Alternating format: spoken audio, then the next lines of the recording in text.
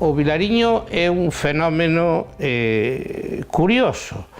As 3 ou 4 veciños do Vilariño, pois todos tiñan ou fillos ou irmáns ou algún familiar que eran cregos, que eran curas. Era unha tradición, era un lugar, unhas casas bastante importantes en canto a labranza. O propio pai de Díaz Castro fora escribiente no xulgado. Entonces, el non procede dunha familia labrega, bueno, pois típica, que as únicas cartas que se escribían eran as que se escribían aos parentes que estaban en América. Non, el procede dunha familia labrega, efectivamente, pero con un nivel de ilustración, digamos que importante. Xunto coa Casa do Crego eran a única que recibía xornais nunha liña católica daquela, como pode ser Debate, La Verdade de Lugo, El Ideal Gallego, etc. O seu pai tamén desenvolvía o labor de coordinar o sindicato católico de agricultores que naquel momento había aquí na parroquia dos Vilares.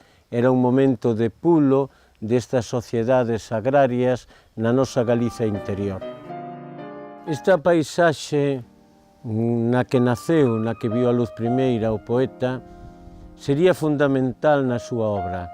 Non se pode comprender o seu universo poético, lírico, se non fose así. De feito, é o que lle dá esa calidade, esa carga de lirismo emocional que ten a poesía de Díaz Castro, porque ele é un ser auténtico que transmite o que viviu sempre. Para el, como para algún escritor, esta patria da súa infancia é tamén o leito da súa obra.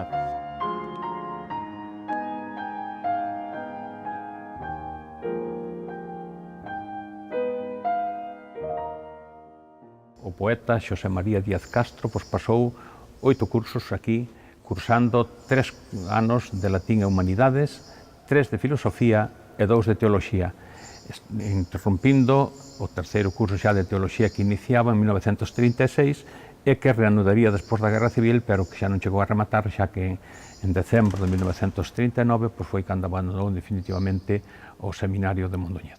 Chegar a Mondoñedo para Xosé María foi abrir novos horizontes. Xa facía poesía, pero ali atópase con outros poetas. Trapero Pardo, Crecente Vega, Noriega Varela, seguían aínda vindo polo seminario, relacionándose co seminario, sobre todo a través dese home polifacético, barbeiro pallarego, músico, pero tamén que servía de correo de comunicación entre eles. Podemos dicir que forman parte dunha subescola poética dos que estuveron no seminario, que sería a escola poética da Terra Chá. Nestes escritores predomina o descritivo sobre o lírico. Son fondamente religiosos e tamén todos eles beben nos clásicos latinos, cos que se puxeron en contacto aquí nas aulas do seminario a través, sobre todo, do profesor de latín, don Francisco Fanego Losada, que era o que os animaba, o que os incitaba e o que os facía traballar, escribir poemas en galego. Todos eles son os cantores das cousas pequenas nun afán franciscanista. Así, eu recordo agora ese fermoso poema de Xosé María Díaz Castro, que se titula Esmeralda, que xo di todo o título, e que se refire a unha erva, poema que remata con estes versos: porque te avergonzas ti de ser pequena, o mundo, o universo enteiro sería máis pequeno sen ti. Díaz Castro deixou, entre a documentación do seu legado, 2 poemarios inéditos de preguerra. Un deles titulado Follas Verdes, que escribiu no ano 1934, e un segundo libro de versos, mellor caderno de versos, titulado Follas ao aire, do ano 35. O poeta deste momento que hai en Díaz Castro é un versificador de metro clásico que utiliza as fórmulas, o romance ou as fórmulas romanceadas moi a miúdo, os octosílabos, os cantares ou coplas, en seccións que moitas veces o seu título, o seu nome, xa dan a pista de ante que estilo estamos, non? Por exemplo, hai algunha sección de algún destes poemarios que se titula Ditos e refrás, cantares, incluso un dos cadernos está subtitulado como Romanceiro de Xosé María Díaz Castro. A Guerra Civil collo el sendo seminarista el vai á guerra, el vai como seminarista vai á guerra e vai para defender a súa fe, que duda cabe, non? El non vai á guerra simpatizando coa República, isto hai que dicilo, porque para o seu medio, para o medio onde el se desenvolvía, que era o seminario de Mondoñedo, a República era a que queimaba os conventos, a que perseguía os curas, as monxas, etc. Pero el na guerra decátase de que o ser humano ten grandeza e tamén ten miseria, e que hai claros, hai escuros, hai rosas, hai pétalos e hai espiñas. Por lo tanto, cando vai ao frente a Asturias e ve aquela barbarie tremenda, o terror do que é a guerra civil, pois xa as súas conviccións tan, digamos, tan profundas xa non o son. Empeza a cuestionarse unha serie de cousas e, posteriormente, o resto da guerra faino na retagarda, en Pontevedra, no Hospital Militar de Pontevedra, e aí xa tamén ese período válelle para analizar e para cuestionar tamén, diría, certas cousas. Na dureza da guerra, nesa angustia que provoca, sobre todo, un conflito entre mesmo irmáns, entre veciños, había como momentos de acougo, por decirlo así. Eran aquelas cartas que os soldados na fronte recibían, daquelas que se chamaban madriñas de guerra. Eran mozas que eran animadas pola sociedade, polas autoridades, a mandar cartas medio anónimas a soldados un pouco animándoos no cruel momento que estaban a vivir. Xosé María tamén recibiu esas cartas, e mesmo unha das que asinaba aquelas cartas de madriñas de guerra, Teresita, de Euskade, do Rexo, sería despois a súa dona alá de comenzos de 1950. En ese momento, cando decide xa non volver ao seminario, realmente houve aí hasta un desencontro co pai que durou meses ou anos e volveu outra vez ata rematar aquel curso en 1939, pero tiña xa as ideas claras de que el o que quería ou era dedicarse ao ensino, gustáballe moito o trato, a comunicación coas nenas e os nenos, mesmo tamén lle pasou pola cabeza ser xornalista ou ser traductor, que sería a fin a profesión que ele escolleu.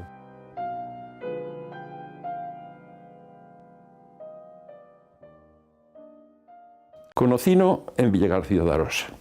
Eu criei-me en Villagarcía de Arosa, nacín en Pontevedra, e no ano 40 fui po colegio León XIII, que dirigía Aquilino Iglesias Alvariño.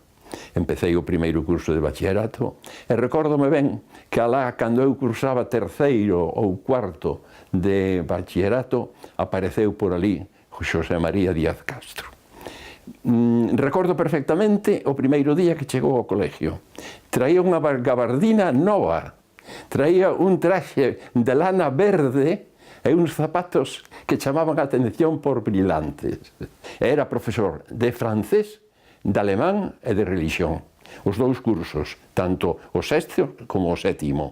A vida que facía ele en Villagarcía era totalmente desconocida para nós, porque el non alternaba para nada no pueblo. Decíase que dedicaba toda a vida ao estudio. Posiblemente era cando estaba preparando a convalidación dos estudios do seminario. No 1946, animado por Iglesia Alvariño, participa nos Xogos Florais de Betanzos, mesmo en lingua castelá e en lingua galega, e gaña os primeiros premios nos dous certames, con o trítico Nascida dun soño, sonetos, no noso idioma, e el Cántico de la ciudad, tamén referido á ría e á cidade de Betanzo dos Cabaleiros, en lingua castelá. Foi para el un xeito de darse a coñecer nos medios, a través da prensa, da radio, en toda Galicia. Ven aos meus versos como vas á feira, cantando e rindo, ao vento das mariñas. Ven, puño de cereixas cristaíñas, entra no meu soneto, betanceira. Como esborrexen pola carballeira, as anduriñas tras das anduriñas, brinca, anduriña polas rimas miñas, cal te dou Dios, enteira e verdadeira. E xa feito de ti, louro e compreto, cos llambos dos teus pasos donaireiros, co lume dos teus ollos tan profundo, eu ceibarei ao vento o meu soneto, para que o teu nome suba entre os loureiros, as tras estrelas, perfumando o mundo. Aquilino Aguiar Alvariño, que xa, a ser un pouco maior que el, era un autor moi coñecido e recoñecido entre o galeguismo da época, vai ser que no poña en contacto con persoas que favorecen a inserción de textos poéticos de Díaz Castro en cabeceiras da inmediata posguerra. Unha destas persoas é Ramón González Alegre, que dirixe dende Vigo a revista Alba, que foi unha cabeceira fundamental na recuperación da escrita en galego nos anos 40 e primeiros 50. Francisco Fernández de Riego lee os poemas que Xosé María Díaz Castro dá a coñecer en Alba e decide que esa voz hai que gañala para as liñas, digamos, da historia da poesía galega que se está a facer. Fernández del Riego publica Escolma de Poesía Galega, que é unha antoloxía, o tomo cuarto dos contemporáneos. Ali incluye a poesía de Díaz Castro. Boa parte da poesía en galego de Díaz Castro que estaba dispersa por revistas. Todos eses poemas dispersos que se concentraron na Escolma no 55, despois incrementáronse con algúns, non demasiados máis, e dieron lugar ao libro Nimbos. Despois de moito premer por parte de Parco Fernández del Riego e de Ramón Piñeiro, despois de que estes fixeran moito fincapé en que tiña que publicar o libro, apareceu Nimbos. Quizáis non o houbera publicado se non fora nesa circunstancia. Causou un impacto formidable entre os leitores desa obra, entre todos os poetas novos e os leitores de poesía da miña xeración, un impacto impresionante. Concretamente, o poema Penélope convertiuse nunha especie de texto de veneración, non? Todos o sabemos de memoria. Un paso adiante e outro atrás, Galiza. E a tea dos teus sonos non se move. A esperanza nos teus ollos espreguiza, aran os bois e chove. Un bruar de navíos moi lonxanos che estrollo o sono mol, como a unha uva. Pero ti envolveste en sabas de 1000 anos, e en soños volves a escoitar a chuva. Traerán os camiños algún día a xente que levaron, Deus é o mesmo. Sulco vai, sulco ven, Xesús María, e toda cousa ha de pagar seu décimo. Desorballando os prados como sono, o tempo vai de parga a pastoriza. Vais enterrando, sulco a sulco, o outono. Un paso adiante e outro atrás, Galiza.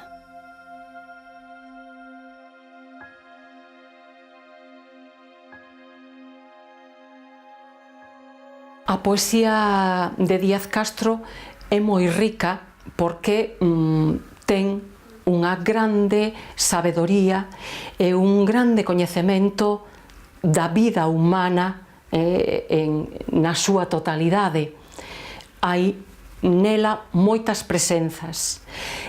Polo que respecta ás presenzas de mulleres, podemos destacar a presenza precristiá, que poderíamos representar pola figura da bruxa, da meiga, da sabia, a muller arcaica, galaica, con toda a súa vida e con todos os seus saberes. En primeiro lugar estaría esta base, no? En segundo lugar, a presenza da cultura, da vida, do pensamento e das crenzas religiosas cristiáns, que teñen tamén un peso enorme na súa poesía, e que poderíamos representar pola figura da Virxe, no? Falando do caso de mulleres, como está presente Xesús, a figura de Xesús, ou está Deus, se falamos de homes. E logo, en terceiro lugar, hai unha forte presenza tamén de toda a sabedoría e toda a imaginación clásica, no? Da mitoloxía clásica, e aí está a figura de Penélope. O poema Penélope de Xosé María Díaz Castro, como é sabido, pois presenta unha Galicia que espera, unha Galicia Penélope, baseándose no motivo da tea, non? Que ten pois moitos antecedentes clásicos, non? Segundo a mitoloxía grega, por exemplo, pois Aracné, a deusa araña, tecía os amores de Zeus, e segundo Homero, na Ilíada, Helena tecía os acontecementos da guerra de Troya, e na Odisea, pois Penélope tece e destece para entreter aos pretendentes mentres agarda eternamente por Ulises. De maneira que, mesmo na literatura galega, nos atopamos con este motivo. Rosalía fala en Follas Novas do mesmo cando di "tecín soia a miña tea".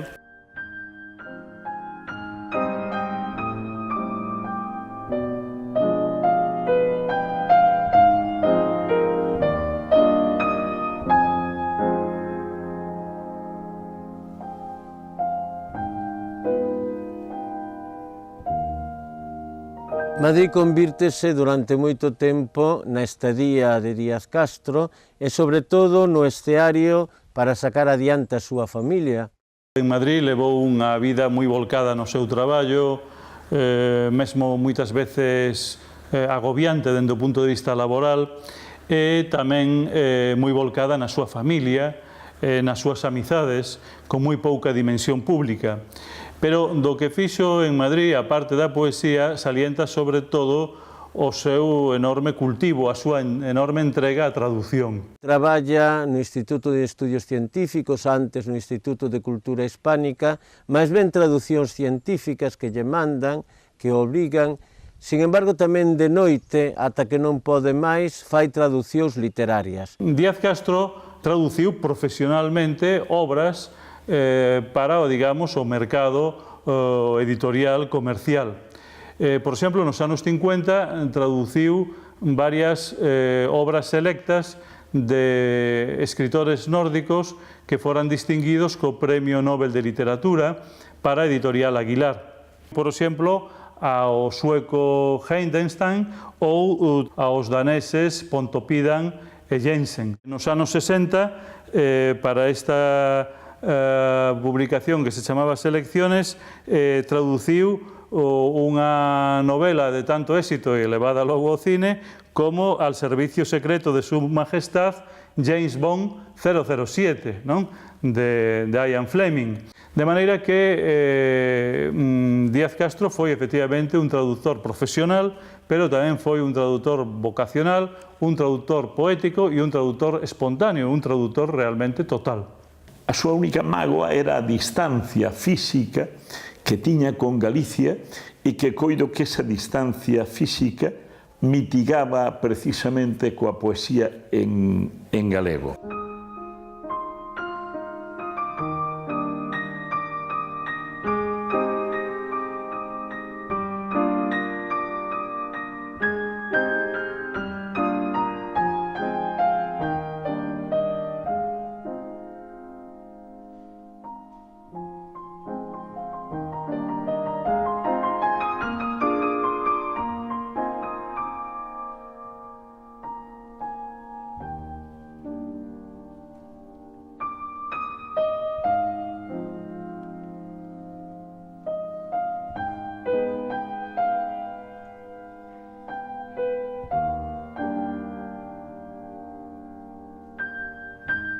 foi nunha visita que lle fixen a Manuel María a Monforte cando me falou del e da súa poesía. Eu sentín certa vergoña polo meu desconocemento. En canto cheguei a Euskal Herria, escribínlle á Editorial Nacional para conseguir o libro. Foi despois, cando en 1985 Manuel María leu o pregón do Festival de Pardiñas e tuve a ocasión de conocelo. A partir daquela trabamos unha fonda amistade. Cando en 1986 se creou a produtora de vídeo Fiusa, entendín que tiñamos que un dos primeiros traballos dedicarlos a Díaz Castro. Non polo feito do audiovisual en sí, senón por facerlle unha especie de xusticia ou de homenaxe a un amigo, aínda que logo se lograron os dous obxectivos. Entón fixemos Xosé María Díaz Castro, Nimbos de Poesía, un reportaxe, unha produción lineal onde contábamos a vida de Díaz Castro, onde entrábamos na súa poesía, especialmente en Nimbos, recorríamos visualmente os seus espacios vitais.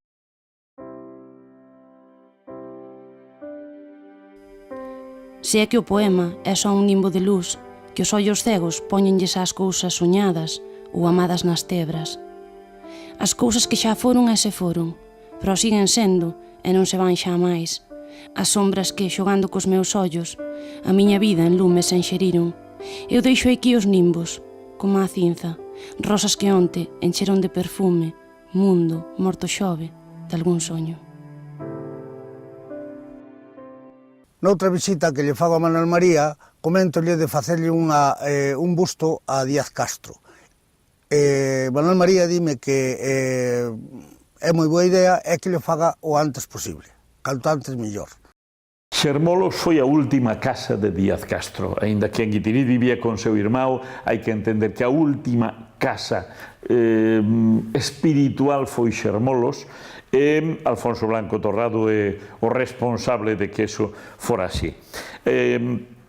Alfonso e Xermolos fixeronlle a Díaz Castro varios homenaxes en vida, un deles pois centrando os encontros da Terra Chá arredor del, logo a presentación pública en Lugo e en Guitiriz do seu vídeo que el contemplou con satisfacción, especialmente por estar rodeado de tantos amigos, e logo a edición dun libro no que eu tamén colaborei, e ademais relatando o proceso da confección do vídeo e relatando a miña impresión sobre os diversos contactos con Díaz Castro. Por iso que Xermolos foi o punto de contacto esencial de Díaz Castro coa súa terra nos últimos tempos e a razón principal para que puidese volver a Galicia e como el quería morrer aquí.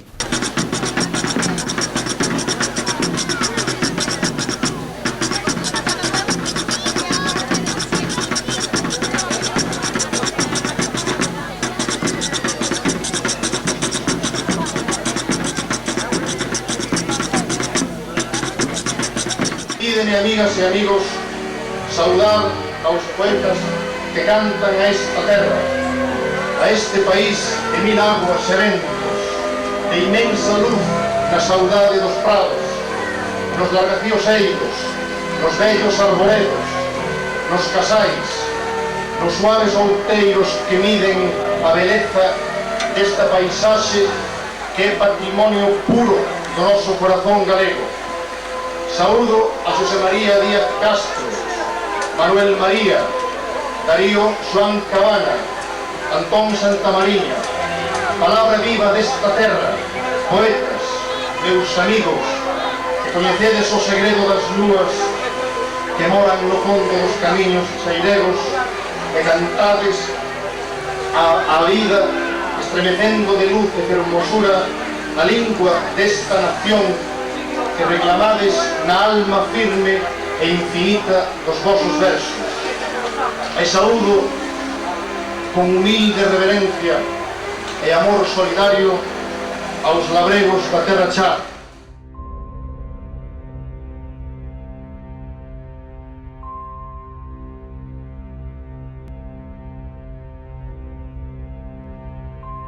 Ele estaba moi ilusionado por vela rematada, e eu tamén porque a vira, pero a súa morte tronzounos esa ilusión.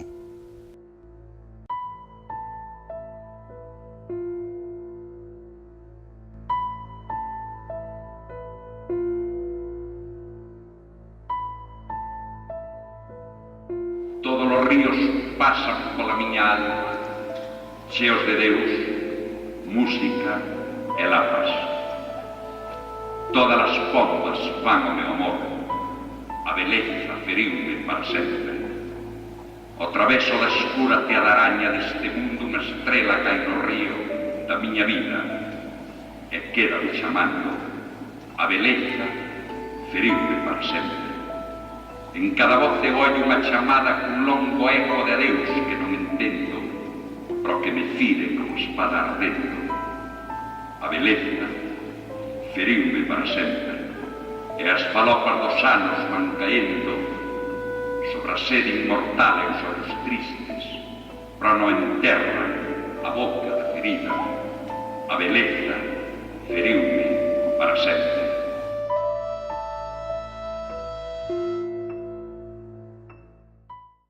Unha das cousas que asombra no Díaz Castro de Nimbos é esa capacidade para a epifanía, para a revelación da grandeza do miúdo, das pequenas cousas que, sendo pequenas, sendo nimias ás veces, son as grandes cousas da vida. Neste sentido, Díaz Castro forma parte desa lexión universal de poetas. No fondo, estánnos falando da cotidianeidade, desa liña de continuidade case que intemporal da esencia do humano que se revela, pois, precisamente nesas cousas máis insospeitadas, máis delicadas, máis efémeras, pero polo mesmo máis fondas e máis peremnes, non? Eu penso que a poesía de Díaz Castro ten unhas veces a beleza das grandes catedrais que dicía Valle Inclán e outras a beleza das pequenas capelas rurais. Teño oído falar de que José María non se lle deu o mérito que ten porque escribiu pouco. Pero Jorge Manrique, que é unha das figuras señeras da literatura española, bastoulle as coplas a la muerte de su padre para ser un buque insignia da poesía lírica española. Non consiste na cantidad, consiste na calidad. Nimbos foi un fenómeno cultural e social, para el unha válvula de escape, para todos nós unha xoia que nunca daremos pagada. Estes non son poemas, nin cimentos de poemas, siquera. Son fragmentos de min mesmo, perdidos, como a ventos fuxidos por antigos camiños esquecidos. Díaz Castro perdido, no traxeito dun recordo moi longo, recolleito por un anxo e, salvado, nalgún intre de amor desesperado.